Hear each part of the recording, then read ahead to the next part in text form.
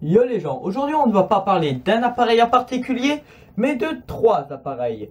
En effet, nous allons parler des appareils développés par Saab en Suède pour la défense aérienne de ce pays. Je vais donc aborder le sujet du Saab J35 Draken, du J37 Viggen et du J39 Gripen.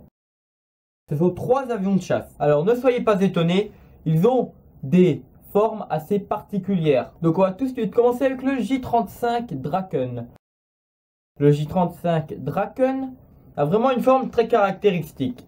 Comme vous pouvez voir, c'est une aile en double delta, c'est-à-dire qu'il y a une première aile delta à l'avant, puis une deuxième aile delta à l'arrière. Voilà, c'est vraiment très particulier, c'est le seul avion que je connaisse du moins qui ait cette forme-là. Il faut savoir que cet avion a été développé en 1955 et le premier appareil de série est rentré en service dans l'armée de l'air suédoise en 1960. Et pour l'époque, c'était le premier intercepteur supersonique de toute l'Europe occidentale. D'ailleurs, je vais vous remettre dans le contexte.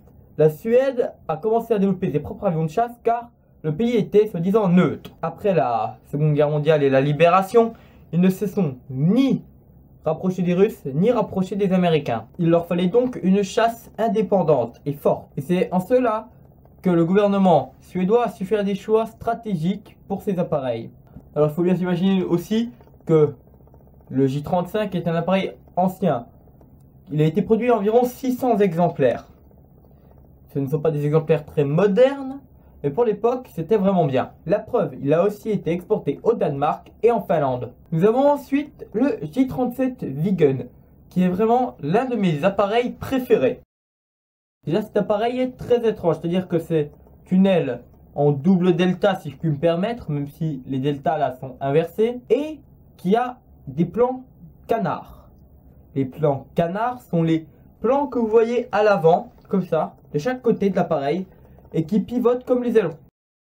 C'est pour aider à avoir une meilleure maniabilité. Il faut bien s'imaginer que le Saab Viggen a été pendant très longtemps l'appareil le plus en pointe en Europe. Il avait un radar plus sophistiqué que tous ses concurrents, il avait une meilleure autonomie, et une électronique également beaucoup plus sophistiquée. Il fut développé dans les années 60-70.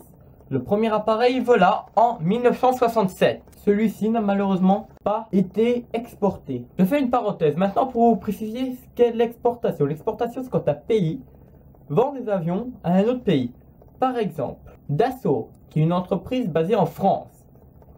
Quand elle a vendu ses Rafales à l'Inde et à l'Égypte, elle a fait de l'exportation. Voilà, c'est tout simplement cela. Mais maintenant, intéressons-nous au JAS-39 Gripen. Beaucoup disent J-39 Gripen, mais la désignation officielle c'est JAS-39 Gripen, car il a plusieurs rôles. Cet avion est le nec plus ultra pour la défense aérienne dans ce qui concerne la Suède.